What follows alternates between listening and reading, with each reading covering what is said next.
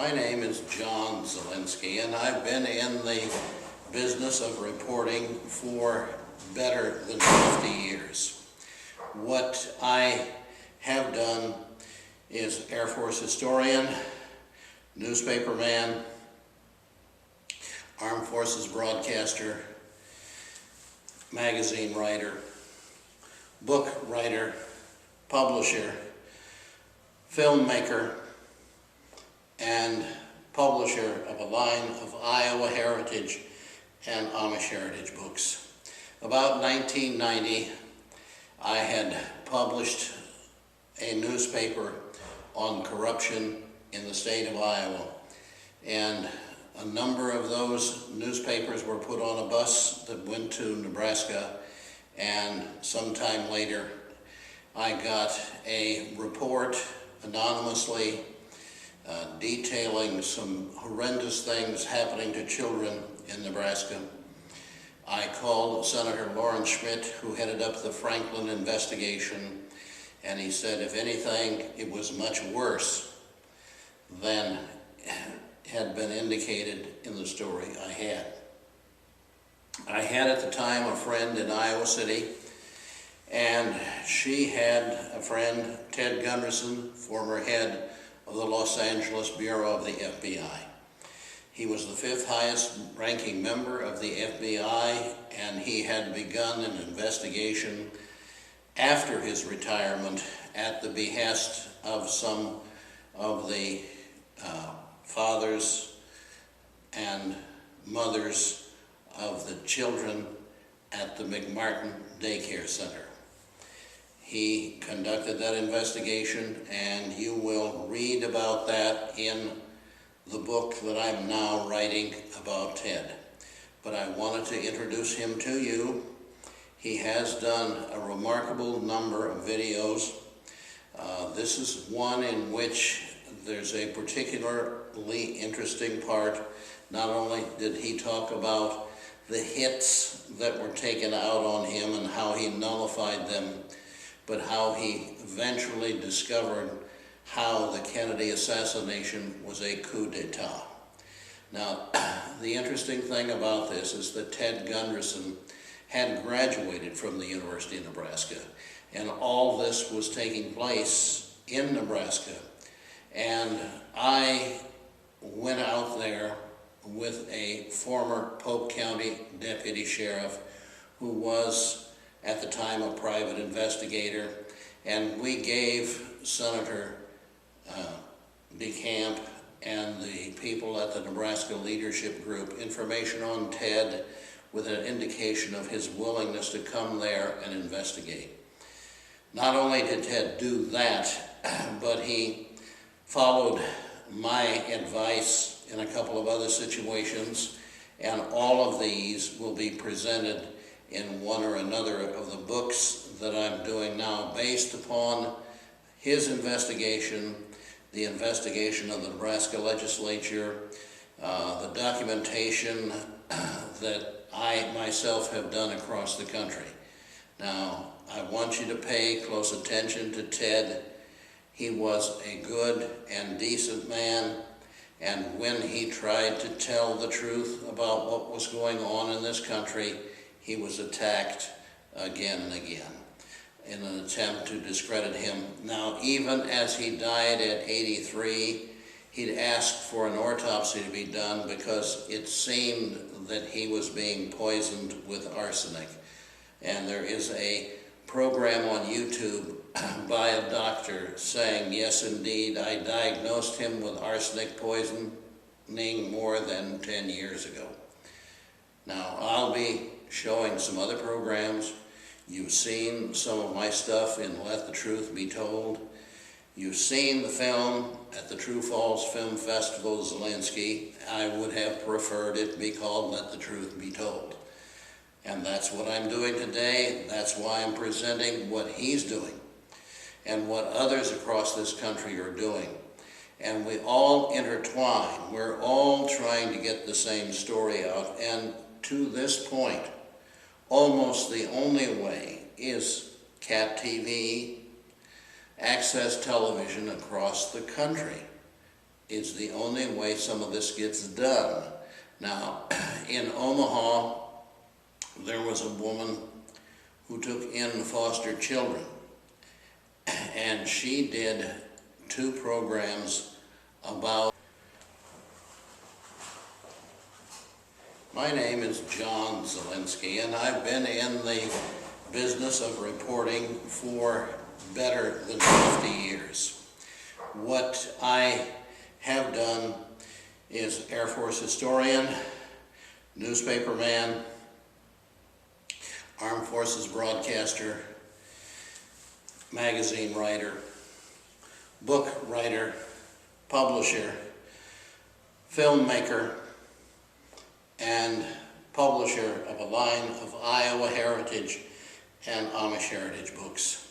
About 1990, I had published a newspaper on corruption in the state of Iowa, and a number of those newspapers were put on a bus that went to Nebraska, and sometime later I got a report anonymously detailing some horrendous things happening to children in Nebraska. I called Senator Lawrence Schmidt, who headed up the Franklin investigation, and he said, if anything, it was much worse than had been indicated in the story I had. I had at the time a friend in Iowa City, and she had a friend, Ted Gunderson, former head of the Los Angeles Bureau of the FBI. He was the 5th highest ranking member of the FBI, and he had begun an investigation after his retirement at the behest of some of the fathers and mothers of the children at the McMartin Daycare Center. He conducted that investigation, and you will read about that in the book that I'm now writing about Ted. But I wanted to introduce him to you. He has done a remarkable number of videos. This is one in which there's a particularly interesting part. Not only did he talk about the hits that were taken out on him and how he nullified them, but how he eventually discovered how the Kennedy assassination was a coup d'etat. Now, the interesting thing about this is that Ted Gunderson had graduated from the University of Nebraska, and all this was taking place in Nebraska.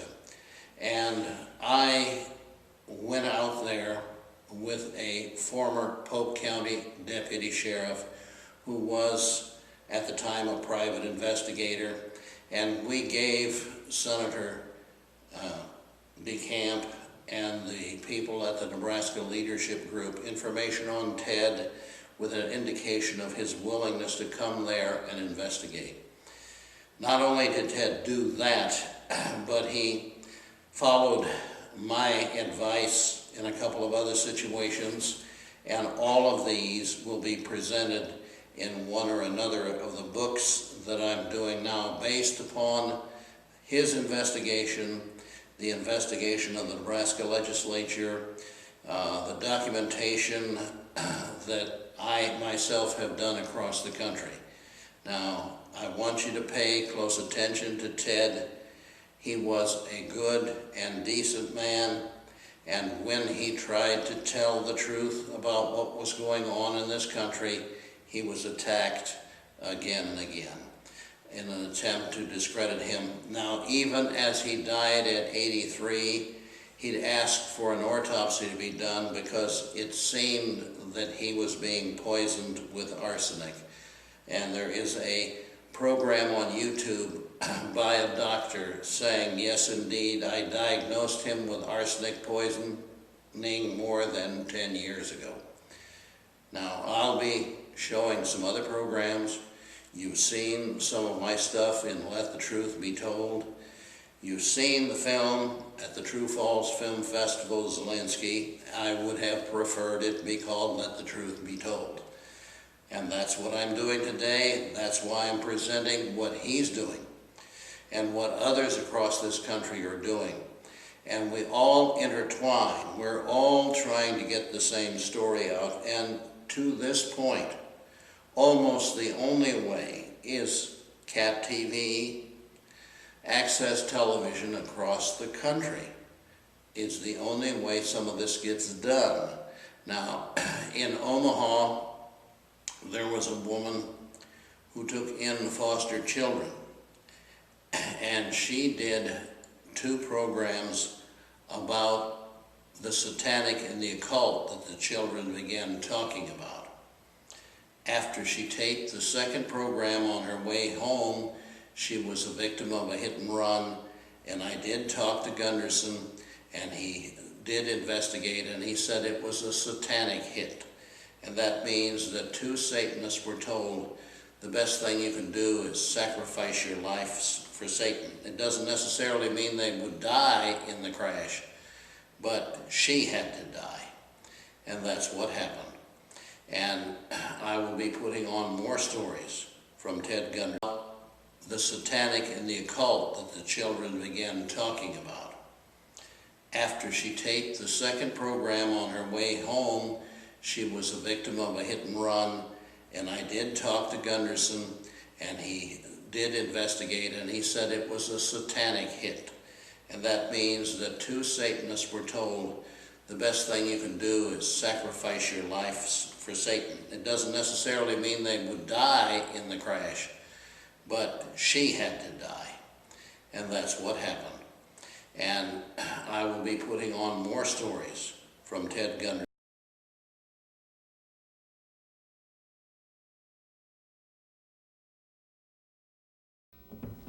Now, I'm going to get back into the issue of bringing our speakers up.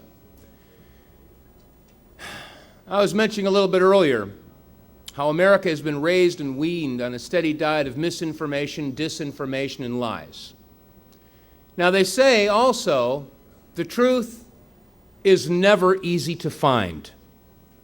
Now, if you think about what that phrase means, the truth is never easy to find. Well, if it's never easy to find, how easy is it for America to sit on their collective big, fat, sweaty, pimple-covered butt with a beer in one hand and a remote control in the other? How easy is it for America to pick up that remote and channel surf between CNN, Fox, MSNBC, ABC? How easy is that? That's real stinking easy. So if the truth is never easy to find, how much truth could there be on the networks? None. Okay, let's figure that out. Bottom line here is if you want to find out the truth, folks, you have to look for it. You have to dig for it. You have to seek out alternative sources of information. You have to subscribe to alternative newspapers like the American Free Press or the Idaho Observer. Or you have to listen to alternative radio networks like We the People or Republic or, dare I say, the Genesis Network, where you can hear the Power Hour Monday through Friday. Folks, we need to look for the truth. It ain't gonna look for you. You have to search it out, you have to investigate it, and don't believe anybody just because they say so. Now, tomorrow I'll be giving some information in my presentation that will helpfully give you the tools to be able to identify propagandists and, shall we say, instigators. Because there are folks out there that instigate and put out bad information with the sole purpose of discrediting people that are doing the real deal. So we're going to talk about that a little bit tomorrow. But I will tell you, there is one gentleman that has been the real deal. He's got a proven track record. He's been at this for a long, long time. I had the opportunity to interview this gentleman back when I was telling you a little while ago that I used to work at WATR in Waterbury back in 1995. And while the rest of the world was tuning into their local TV and radio stations because they had to get yet another 15-minute OJ update, I was telling my listeners, if you want to hear about O.J. Simpson, turn the dial because this is No J Radio. I was focusing in on the Oklahoma City bombing. I mean, we had 180 something people killed. I forget what the number was. 168, thank you. Bottom line here is that while the rest of the world was focusing on OJ, we were focusing in on the Oklahoma City bombing, bringing on people like General Ben Parton.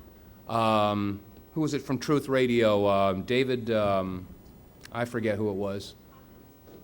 Palmquist, right? Richard Palmquist, that's right. And the next gentleman who is about to join us here on the stage. This gentleman has been with the FBI, or was with the FBI, director of the offices in Houston and I believe Atlanta, or was it San Francisco? I forget. Memphis, Dallas, LA. I know it was out here in the left coast someplace. But, and his voice rang loud and true when it came to the issue of the Oklahoma City bombing. So ladies and gentlemen, it's with humble pride I bring to the podium here Mr. Ted Gunderson. All right. Go again.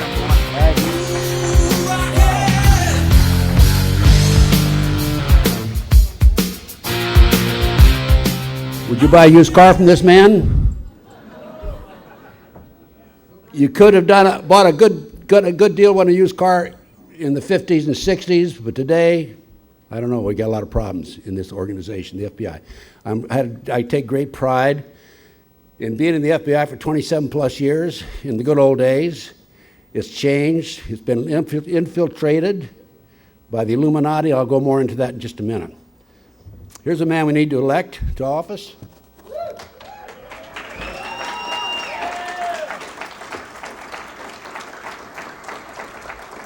For those of you who drove here and live in the area, or at least in California, this is available for $10, and I want you to buy me out. I don't have too many left. We have to do everything we can to get him elected. I'm giving away free DVDs. This is a DVD on Ron Paul. It's available to you at my site. Here's the U.S. Observer freebie. I'm giving away 400 DVDs that you'll find very interesting on the New World Order and others. And also, I have a catalog which I am making available to you, which lists all my research and all the reports that I've compiled for the last 28 years. Believe me, it's dynamite. There's some unbelievable information here. Talks about MK Ultra, mind control program, political assassinations, the Franklin cover-up, and some of the other areas in which I've been involved. In connection with Ron Paul, my table, of course, is highlighting Ron Paul. And those of you who would like to contribute financially, there's a voter day on November 5, 2007. The goal is to raise $1 million. So if you want to just give $1 or $100 or $50, whatever you can, be great. It's the website is Save the USA, www.ronpaul2008.com. I urge you to look at that, contribute to the campaign. FBI. I was an FBI agent from December 10, 1951 until I retired March the 30th, 1979. At the time of my retirement, I was in charge of most of Southern California. I had over 700 personnel under my command, budget of $22.5 million. I had 16 offices that I was responsible for. I had a fantastic career. In the old days, the FBI was a great organization. Unfortunately, as I said a few moments ago, it's been infiltrated by the satanic cult, Illuminati movement, as well as other agencies like the NSA and the CIA and so forth. And I'll go more into detail on that in a minute. In my FBI career, I point this out to you because I'm establishing credibility. I do have credibility. I was one of the top executives in the FBI in my day. As a matter of fact, I was interviewed for the directorship in 1975 by Attorney General Griffin Bell's people. Of course, they didn't want me. It's very obvious because I'm rather outspoken. But you know, I was watching TV here not too long ago. It was actually a couple of years ago, actually. And Brian Gumbel had Jim Nichols, who was Terry Nichols' brother. Terry Nichols being the Oklahoma City conspirator who was convicted and tried and so forth along with McVeigh. And I had given Jim my Oklahoma City report. I made 2 trips to Oklahoma City. Out of my pocket, I submitted a 222-page report. I've given it to congressmen and senators. Rohrabacher is the most recent one who did an investigation on Oklahoma City bombing here last December. And Jim says to Brian Gumbel, "Have you seen Ted Gunderson's report?" And Brian Gumbel says, "Oh, he's a conspiracy theorist." That's the way he cast me aside. You know, he's wrong. I'm not a conspiracy theorist. I'm a conspiracy realist. There is a conspiracy. And I will prove it to you, and I'll document it. Time is very limited. I'll do the best I can in the next hour or so. But you can go back to Pearl Harbor. Actually, you can go back further than that. Go back to Pearl Harbor. We knew about Pearl Harbor December the 4th. We were attacked December the 7th. We could have pulled our fleet out of Pearl Harbor. We didn't. I've talked to the naval intelligence officer who intercepted or received that message that the Japanese code had been broken. He passed it up to his superiors. Nothing occurred. After the war, he was subpoenaed by Congress. His superior in the Navy said, "Don't worry about it. Don't go to the hearing." He didn't. Never heard anything more about it.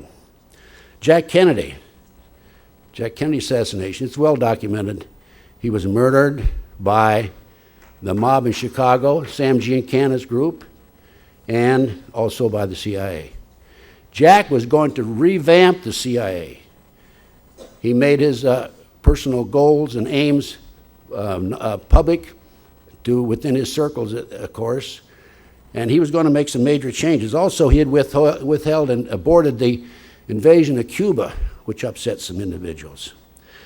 I recently learned that a fellow named I.B. Hale, who was an All-American football player at Texas Christian, was ordered and was involved, he was an FBI agent at the time, in changing the parade route of the Jack Kennedy group that day.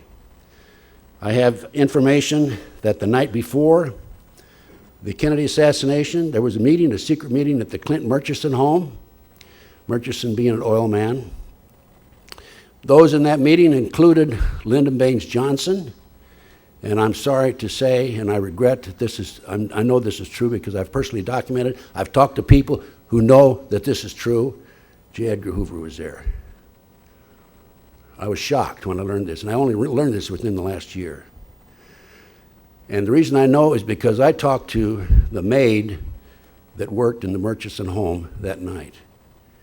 And when Lyndon Johnson came out of that meeting, he says to his girlfriend, Margaret Brown, who wrote a book about this, and I used to have my radio talk show in 97, 98, and I had her on my radio talk show.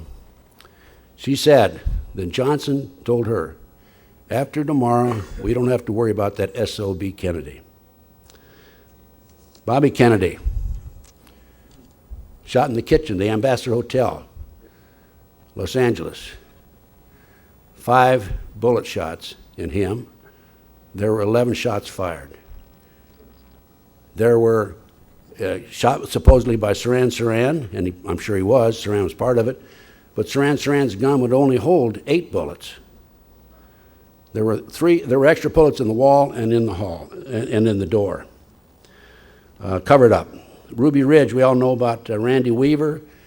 BATF tried to set him up. He wouldn't go along with it. They issued a bench warrant for his arrest. He didn't appear in court. They sent an army out to him. Horiochi, the FBI sharpshooter, murdered his wife in front of the window of the front door. Oklahoma City, I personally, as I said, made 2 trips to Oklahoma City. I was told by an inside investigator now, somebody that was on the inside, that there were at least 11 other people involved in Oklahoma City. The fertilizer bomb was a myth. There was no fertilizer bomb. Ridiculous. There was an ammonia nitrate, it was an electrohydrodynamic gaseous fuel device, a highly classified bomb that was tested in the early 1980s, 1982 as a matter of fact, in Area 51. The explosion was underestimated. It was so powerful it killed one of the technicians. I happen to have personal knowledge of that particular bomb. I'll call it the barometric bomb. The government covered it up. I have in my archives at home, by the way, I have over 300 boxes of research. I have my videotapes of the news broadcast the afternoon of Oklahoma City. The broadcasters on the TV stations in Oklahoma City, every one of them said they're bringing unexploded devices out of the building. One of them said, now we're going to find out who's behind this, because one of the unexploded devices has U.S. Army stenciled on it. That's right. And, of course, you and I know that McVeigh and Nichols could not possibly have been in there that morning and planted those devices. What I think was planned was the barometric bomb was to go off, a very highly explosive bomb. It's manufactured by the Hercules Manufacturing Company in Silicon Valley, developed by Michael Riconosciuto, a friend of mine, who's now in prison because he dared to testify against Congress, the Brooks Committee.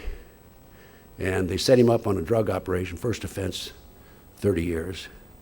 Michael was an intelligence agent for some 20 years, one of my closest friends. I go visit him regularly at Terminal Island in San Pedro, California. That bomb was developed by Michael and his father, Hercules Manufacturing in Silicon Valley. It was a directional bomb, and if you look at the pictures of Oklahoma City, you'll see where half the building was taken away. It was like a half moon. Well, the 4 unexploded devices that were taken out of there, by the way, it's documented in a magazine article called Firehouse Magazine, September 1995. The editor of that magazine wrote the article based on information furnished to him by the Oklahoma City Fire Department. And in there, he says, and he has a time schedule, that on certain times, these unexploded devices were taken out of the building. There was a plan, in my opinion, to explode the barometric bomb, followed up by a series of bombs, and to bring that whole building down like they did 9/11. There was no question about it. They had planned, they, meaning the New World Order boys, and I'm going to go more into that in just a minute, to bring that whole Oklahoma City building down. We had Waco.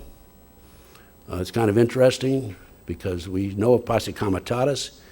It's against the law for the federal government to use military against civilian personnel, violation of the law, yet they brought military personnel in. And it's kind of interesting because I know those of you who have looked at the the Waco case realize that there were 4 BATF agents who were killed in Waco. All 4 of those agents, in my research, took headshots. How many military men do we have out there? Raise your hand. What does that indicate to you? Sniper, right? They were shot by snipers. 4 headshots to 4 BATF agents. One of the headshots went from above down in through his lips and down into his body, from above. There was a helicopter there by the government. Further research established that those 4 BATF agents at one time were bodyguards for Bill Clinton. Larry, Oklahoma City again, I'm going to go back to Oklahoma City. Terry Nichols, most recently, again, the co-conspirator in the Oklahoma City case, recently submitted, in fact, January 19th, submitted a document, an affidavit in the courts in Salt Lake City that Larry Watts, number 2 man in the FBI, actually orchestrated Oklahoma City. You don't see this in the mainstream media, do you? The 1993 World Trade Center bombing of the February 26, 1993. There's an article in New York Times. I have a copy of this article. It's October 23, 1993, New York Times. And it states that the FBI had an informant in among the terrorists, Salam, and he was commissioned by the terrorists to put the bomb together. He went to his FBI handler, supervisor, told him he was the one to put the bomb together. He'd been commissioned by the terrorists. We're going to use a dummy bomb, aren't we? His FBI handler said, no, we're going to use a real bomb. The FBI not only knew in advance that they were going to bomb the World Trade Center, car bomb the World Trade Center, the FBI furnished the ingredients for the bomb. It was in the New York Times, LA Times. Now, what I don't understand is, do not the senators and the congressmen of the United States read those two newspapers? Right? Somebody should have looked into that and conducted an honest investigation. But then, after all, we have 911. Do you think there was an honest investigation there? Absolutely not. 911. My friend Mike Riconosciuto, intelligence agent for 2 decades. In the spring of 1986, I was contacted by a former top Reagan administrator, Bill Sloan, who's not dead, so I'll use his name. Bill said, can you help the Afghan rebels in their fight against the Soviets? Knowing Mike and knowing his background, I contacted Mike. I said, let's see if we can help the fellows out over there, beat the communists. So we had a meeting with the fellow from the State Department/CIA in Los Angeles. Mike and I did. He brought along a fourth individual. Fourth individual was Tim Osman. And he didn't say much. He was tall, slender, clean-shaven. And Mike and this fellow from Washington, D.C. talked. I sat in the background. And long story short, Michael was able to put together a package and provided the Afghan rebels the surface-to-air missiles that defeated the Soviets in Afghanistan. Also, Mike learned in his contacts, working with the Arabs, that our government gave the Afghan rebels $650 million a year for 5 years. No question about it in my mind. They're using that money today against us. Okay. They defeated the communists over there, and as a result of Mike's contact with these individuals, he developed sources in the Middle East, Arab friends. He had, even though he's in prison, because he testified against the Department of Justice on the Promise Software case, and I don't have time to go into details there, but the Promise Software is developed by Bill and Nancy Hamilton out of Washington, D.C., and this software, this computer, keeps track of everything you can imagine. The Department of Justice took it, leased it for 2 years at the tune of $10 million, and then at the end of 2 years refused to pay the Hamiltons. The Brooks Committee had a hearing on it, and Mike was called to testify because he put a trap door in the computer.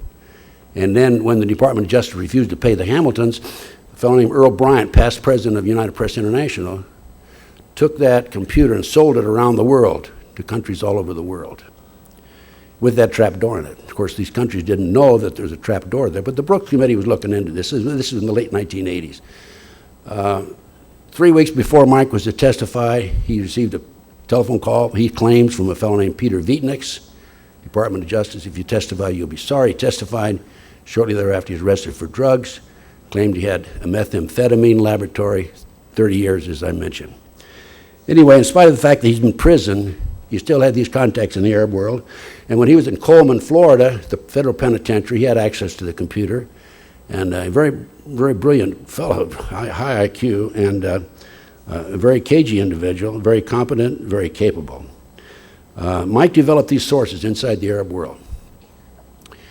Now, he's in prison in Terminal Island now, but at the time, he was at White Deer, Pennsylvania, Federal Correction Institute.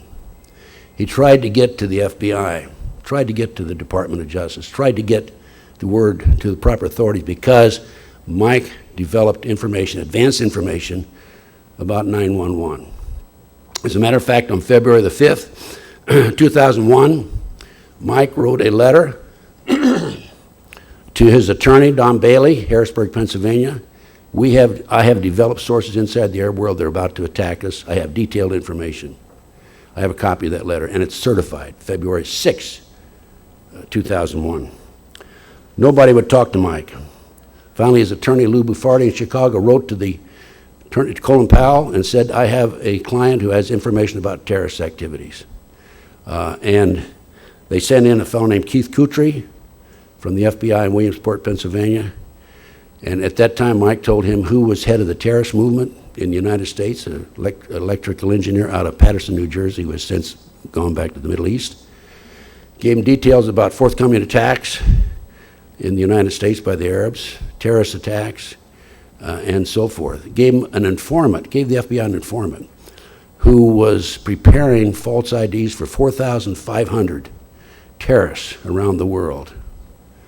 The FBI did not interview him. 911 occurred, much to Mike's surprise. He thought he had done his part as an American citizen. And then they interviewed this individual 2 days. They came back and interviewed Michael 2 days afterwards, and later interviewed this individual who was preparing these false passports, IDs, and threatened him with prosecution, deported him, and sent him back. We had another individual, General Omby, out of Fort Sill, Oklahoma, back in 1982. I'm just giving you some examples of the conspiracy. There is a conspiracy, folks. There's no question about it. These are just some examples. I'm going to go more into detail. General Omby was responsible for the biggest drug bust in the history of the Army at Fort Sill, Oklahoma. He went to work one night late. He was working. His wife didn't come. He didn't come home. They found him the next day out in the hallway, hung. He had his uniform, his jacket, neatly placed next to him. There was no suicide note. His hands were tied behind him, and the Army said he committed suicide. Now the question is, did he tie his hands behind him before or after he hung himself? Okay. We had Ron Brown, Secretary of Commerce. He came in, he went on a flight. He was involved in a serious financial investigation. Larry, I think, had detailed knowledge of this. And he was ordered to take a trip around the world, goodwill trip of some sort. The plane came in on a beam into the mountain. There was a survivor, Kitty Kelly, a flight attendant. She broke her neck. She survived the crash, but she was found later with a broken neck. The man in the tower committed suicide right afterwards. Two pathologists said he had a bullet hole in his head the size of they thought of a .45 caliber. These are just a few of Gary Webb, you remember Gary Webb? He was one who was responsible for exposing the CIA drug operation into South Central LA. He was ruled a suicide. He shot himself in the head twice. Okay. So when did I wake up? Well, I left the FBI in March 30, 79. Attorney General Griffin Bell hired me to coordinate security for the Pan American Games. Came back, I was involved in the '84 Olympics in Los Angeles. I was a consultant. And as a private investigator, I opened my own firm in Westwood, California. Worked the Jeffrey R. McDonald case, M-A-C-D-O-N-A-L-D. He's a former Green Beret doctor convicted of murdering his wife, 2 children, Fort Bragg, February 17, 1970. He'd been tried, convicted, sentenced to 3 consecutive life sentences. Defense team came to me, will you investigate it? This is after the fact, of course. He's already serving time. I said yes. Long story short, within 10 months, I obtained a signed confession from Helena Stokely, who said he didn't do it. It was my satanic cult group that committed the murders, wife and 2 children, 2.5 and 5.5. We submitted that to the courts. We were ignored, of course. So I found out, Helena told me that this was a large-scale drug operation that was being covered up. They were flying drugs in plastic bags in the body cavities of the dead GIs coming out of Southeast Asia. There were military generals, plural, involved, other military personnel, officers, police officers, investigators for the Army, and so forth. But that was my wake-up call. And I went public with the information, and I was like a magnet, like a sponge. People came from all walks of life throughout the United States telling me about the satanic cult movement in this country. People from the West and the East and the South, and I'm still receiving these phone calls. One day I had 900 emails, so if you send me an email and I don't answer, you'll understand why, okay? There's tremendous demands on me because there are so many victims out there. These people are victims of a covert, illegal, rogue U.S. government criminal enterprise. Okay. You have to understand, 27 plus years in the FBI, me. I was very proud of this in my day, okay? However, it was only until I got out that I realized there was this undercurrent, rogue, illegal criminal enterprise operating in this country. There's two elements in the government, overt, covert. I was an overt operator. I was the guy that went to the bank robbery. I did everything, okay, in my day. Bank robberies, kidnappings, extortions.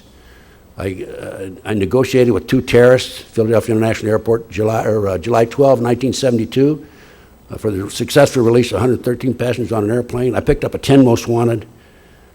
I ran the whole gamut. Worked counter-espionage in New York City.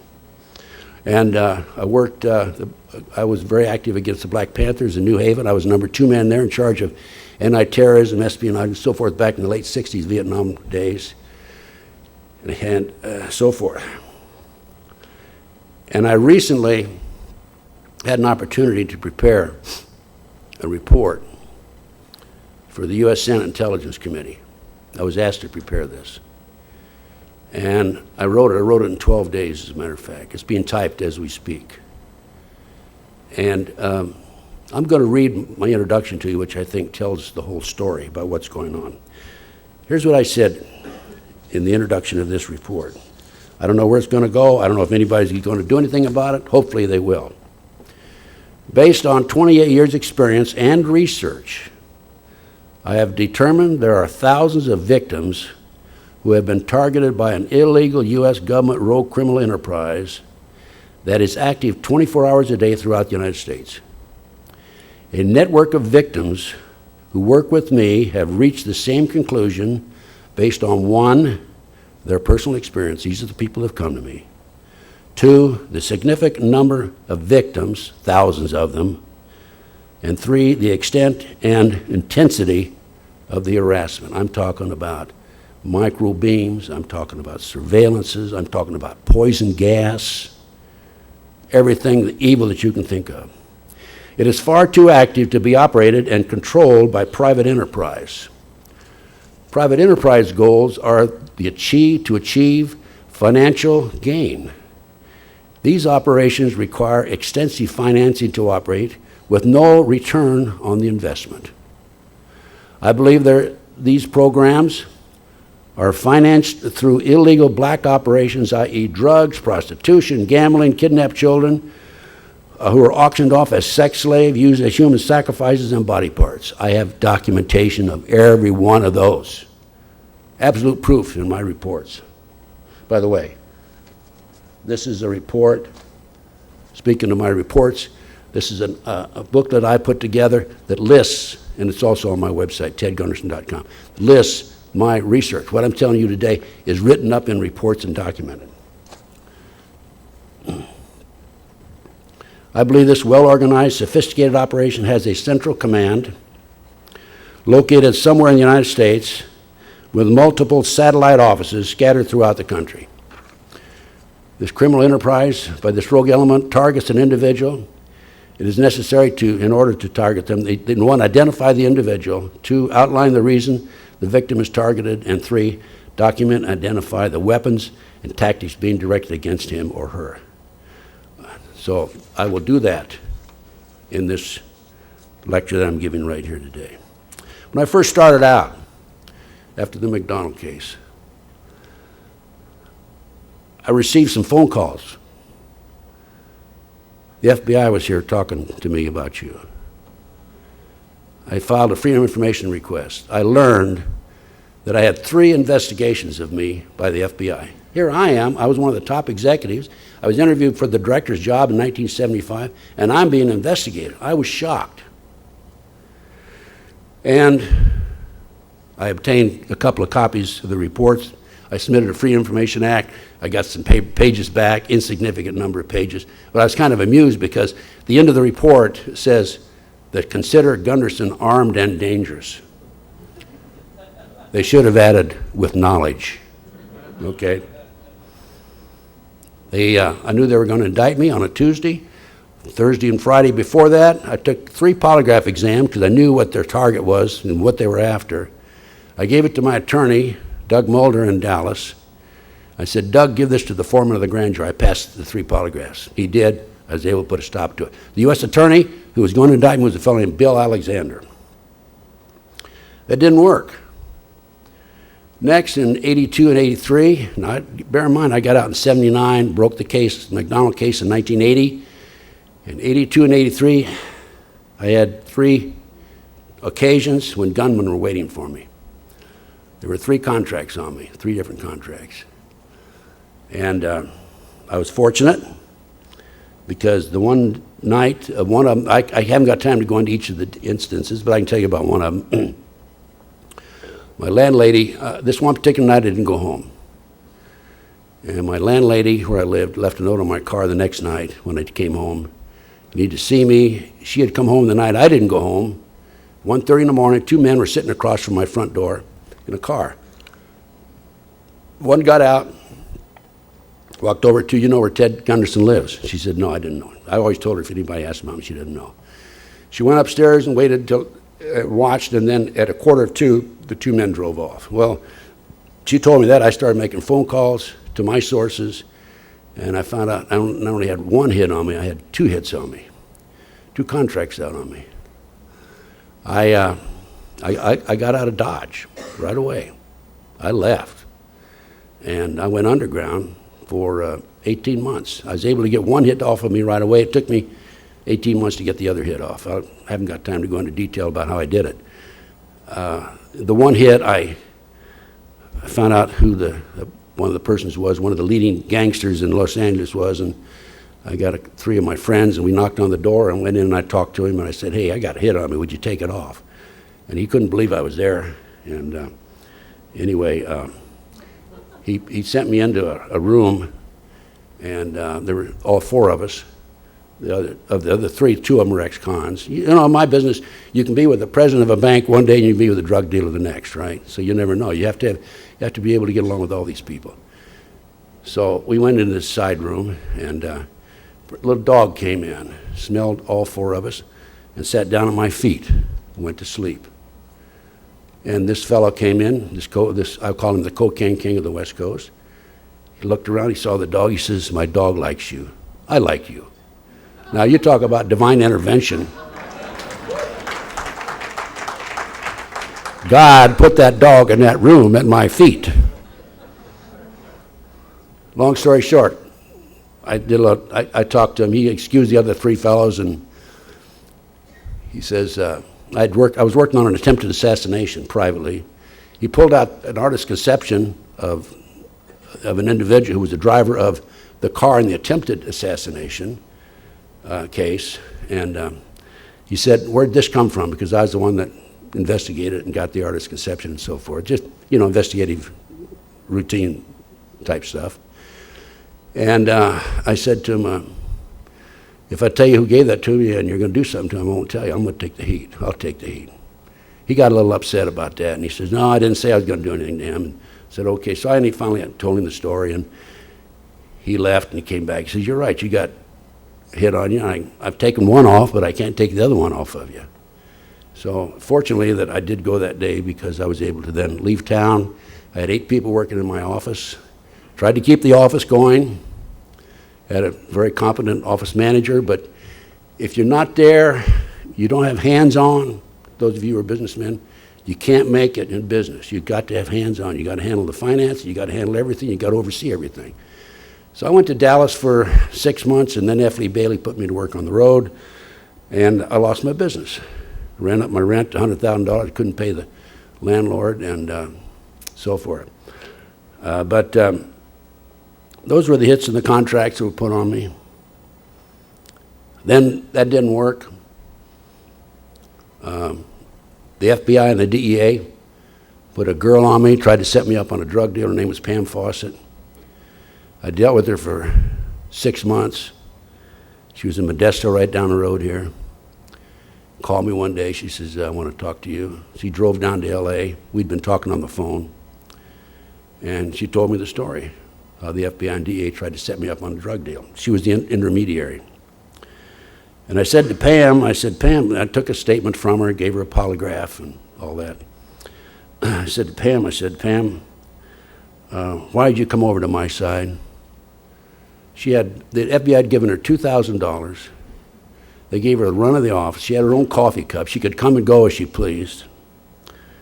And Pam says to me, she says, you know, and I'd been giving her a little advice on the phone about a 14-year-old son who was in trouble in Florida. I said, Pam, why'd you come to me? You're working with the DEA and the FBI. Why'd you come to me? She says, I woke up the other morning and I realized you're the only honest son of a bitch I've talked to in 6 months. Those were exact words. And I said, thank you very much, Pam. I took a signed statement, sent it to copy to Washington, D.C., to Buck Revell, who was number 2 or 3 man in the FBI, and he worked for me, a bank robbery supervisor in Philadelphia when I was number 2 man in Philadelphia. And I told Buck, I said, first the Dallas caper, where they tried to investigate me and put me in jail and all that sort of thing. I said, first the Dallas caper, and now this, with my signed statement from Pam. And I said, Buck, you guys, meaning the FBI, are Bush. Now, you ladies know what Bush means? The men know what Bush means. Bush is Bush League, minor leagues. So, that didn't work. The next thing that happened to me, now this is part of the conspiracy, okay? I'm telling you, okay? I dared to challenge them, and they sent an army after me. Next thing that happened to me is a guy named Stu Webb starts putting disinformation out on the internet about me. He has absolutely, thanks to Norm, thanks a lot, has absolutely no credibility. He put out word that I was practicing satanic ceremonies in the federal building, and that's the reason I was kicked out of the FBI. And the truth is, I had a retirement party. I had 600 people at my party. I had the governor, Jerry Brown, the former governor, Pat Brown. I had head of the highway patrol, the sheriff, the chief of police. I had the Mayor Bradley there. But this guy Webb puts this disinformation out about me. And you know, in spite of the fact the guy has no credibility, and I have credibility, some of the people actually believed him. You know, I'm not some guy pushing a grocery cart around looking for a recycling center, right? I have background. I have the credentials to stand up here and tell you what's going on. Well, that worked to a degree because a number of my lectures were discontinued. People quit asking me to come out and talk to them, except for the Granada Forum in L.A. Wendy would have me out there regularly. Thanks, Wendy. Wendy doesn't believe it, do you, Wendy? The next thing, I'm living in Las Vegas. I'd been in L.A. and moved from L.A. to Las Vegas in 1994. And I have a situation where I took a girl off the streets in L.A. She was the former girlfriend of an al-Qaeda leader of a terrorist cell in L.A. Her name was Fiona Lyon. She wandered in the streets. She started asking too many questions of this terrorist group in L.A.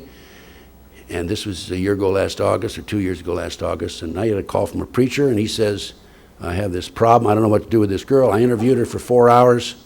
By the way, that DVD is available to you on the 400 plus DVDs that are free. Okay, free. Get them. Make copies, get them out. It's my job. I've been called upon by the good Lord to get as much information out as possible about what's going on under the scenes, behind the scenes.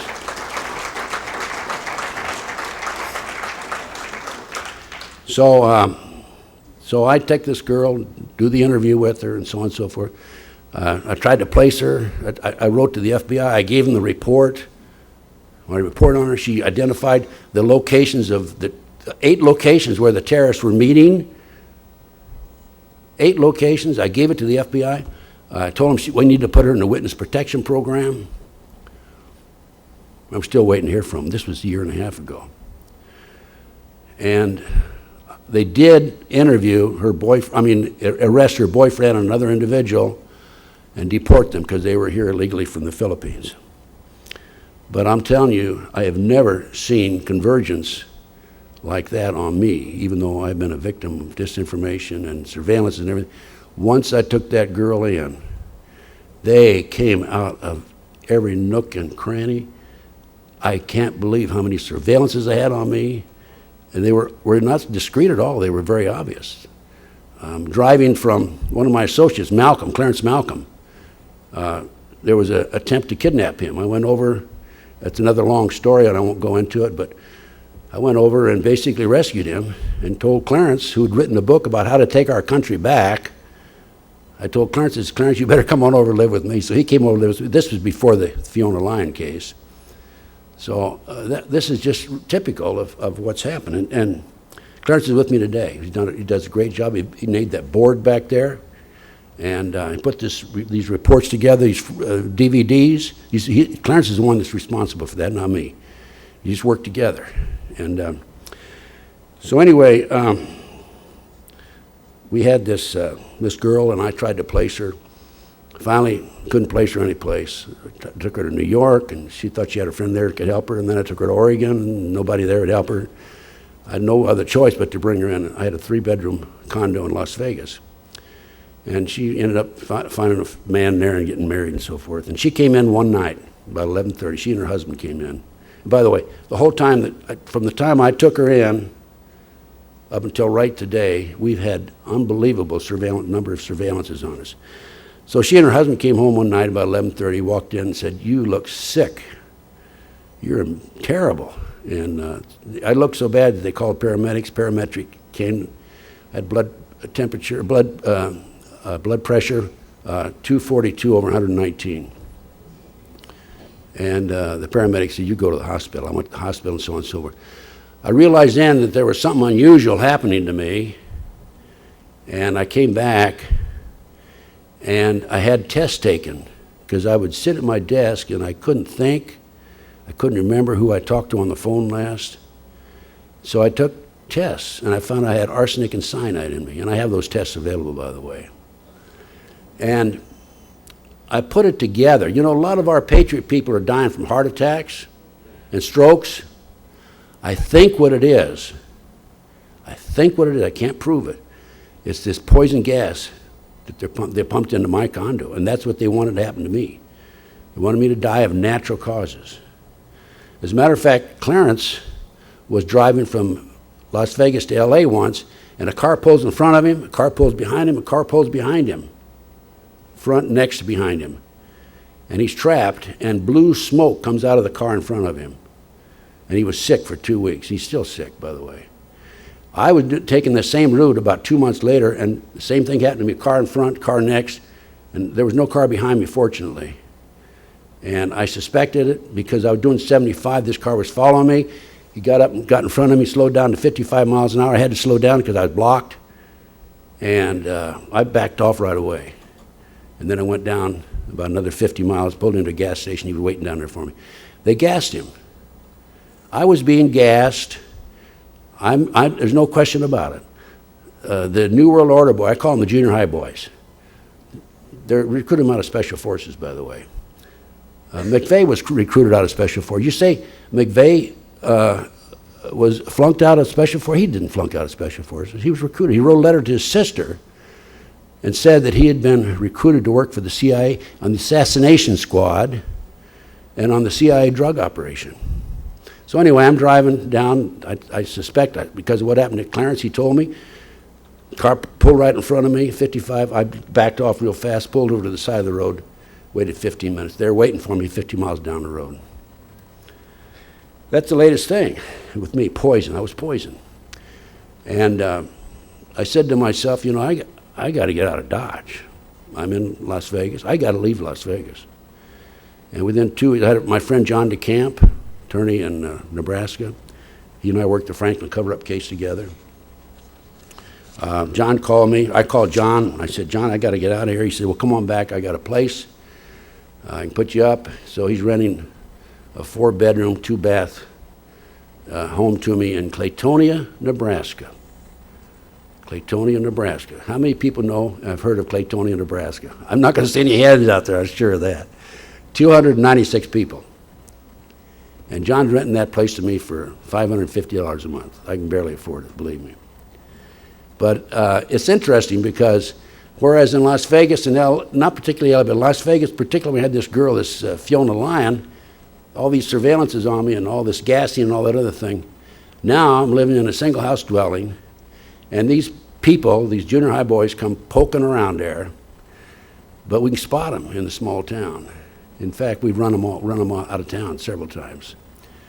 And it's kind of interesting because the main street's 5 blocks long, and all the side streets end up dead ending into cornfields. And one of the guys came in there, was poking around, driving through the city. We figured out who it was. He had out of another town license plate from another town down the road. So Malcolm got behind him and chased him, and the guy went up a side street and ended up in a cornfield, right? Had to do a U-turn and come back down. So Las Vegas, I left there. I'm in Claytonia, Nebraska, 296 people, and it's beautiful. Now, why me, right? Why am I targeted? Well, just in addition to these cases I mentioned earlier, I'm in the unique position of not only being involved in research, but also I've been on the streets. I get my hands dirty. I've been down in the trenches. I worked the Franklin cover-up case with John DeCamp. How many have heard of the Franklin cover-up case? This case here, here's a book. This is a must-read book, okay? This is a book about the Franklin cover-up. John wrote this book. He has sold 181,000 copies of this book on his own. None of the bookstores would handle it. They won't handle it anymore. They all say it's out of print. This is a case where John called me. He actually didn't call me, but I went back there at the request of another individual, a Lincoln, Nebraska citizen, Ed Weaver, who owned the potato chip factory. He read about me in a book called The Ultimate Evil by Maury Terry. Come back here, we got a problem. Long story short, this involved an illegal government drug operation, satanic cults. They were taking children out of Boys Town, orphanages, foster homes in Omaha, driving them to Sioux City, Iowa, 184 miles away, placing them in private jets and flying to Washington, D.C. for sex orgies with congressmen and senators. What better way to get a congressman and a senator and tell them how to vote? I personally talked to the photographer of the group, Rusty Nelson, and what Rusty did, he was ordered to take pictures of the congressmen and senators in order to blackmail them. That's what's happening in Washington today, by the way, with a number of them. And then what Rusty did, he put his own film in every once in a while because he realized that there was a problem and would be a problem down the road. And so he had these pictures. And one time, again, I can't go into a lot of detail, I don't have time, but I told Rusty, I said, let's go find them. He hid these pictures in the mountains in Colorado. And one time, Pat Shannon and I went out in the mountains to look for the pictures. We didn't find any. We had several interesting experiences there. This is the Franklin cover-up case. This involved satanic cults, involved kidnapping children, led me to an organization in Washington, D.C. known as the Finders.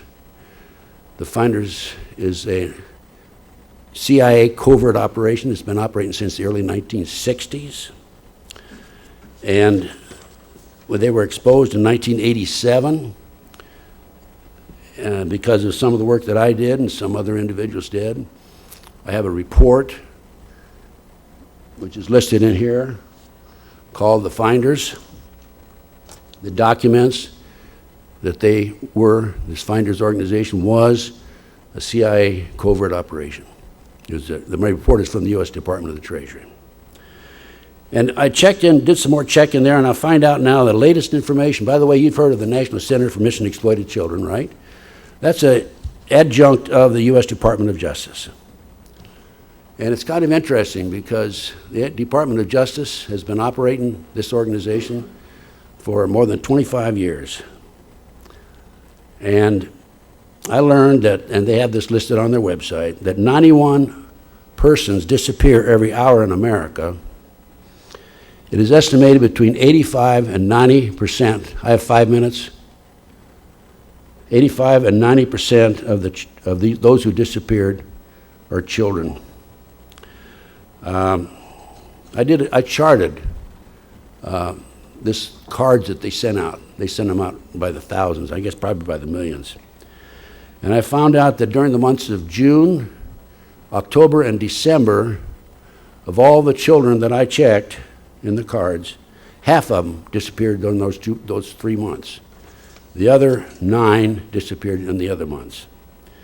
If you would check the satanic calendar, this covert operation, it's satanic, it's Illuminati. Okay, we're in a spiritual war.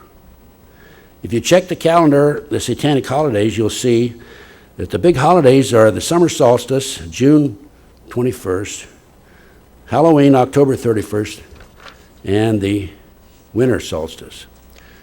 In the back of this pamphlet, I have the list of the satanic holidays.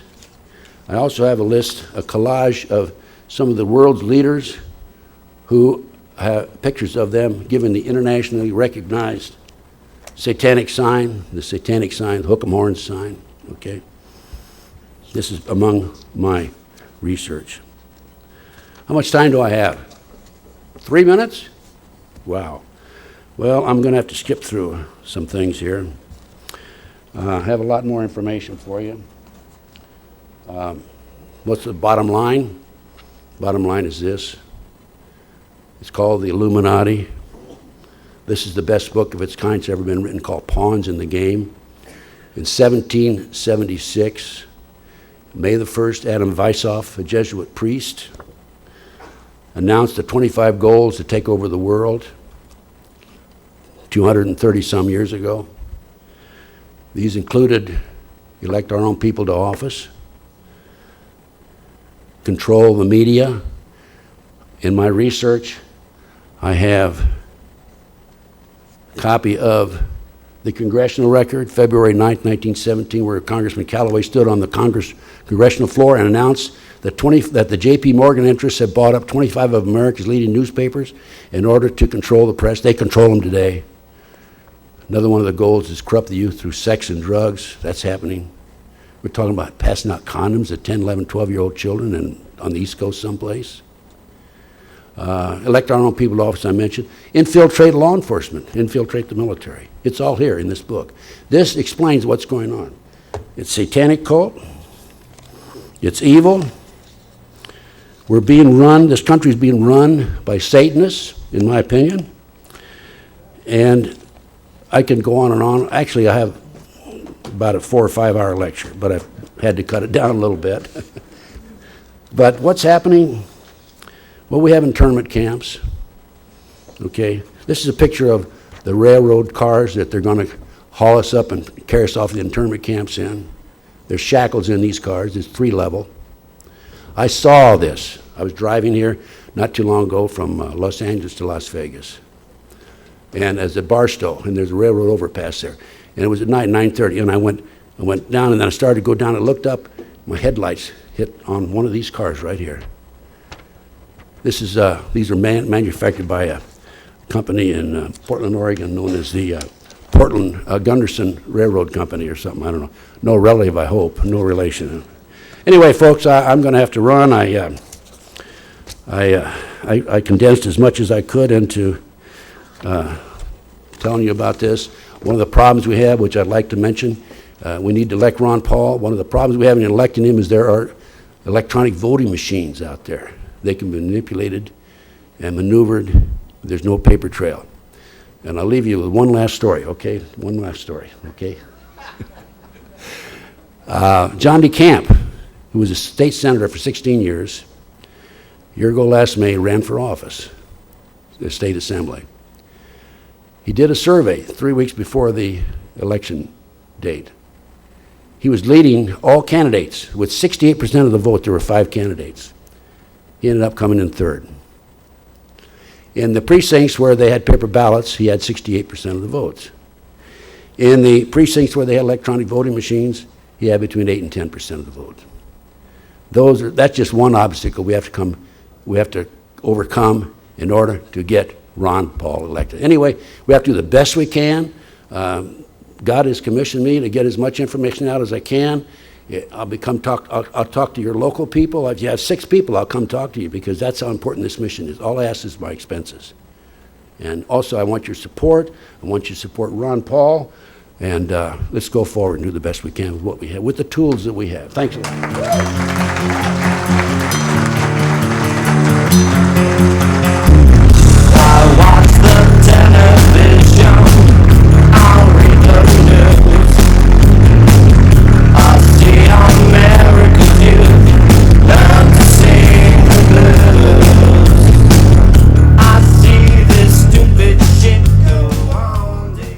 Where'd that music come from? I have this. And I wonder when the politician will take it all.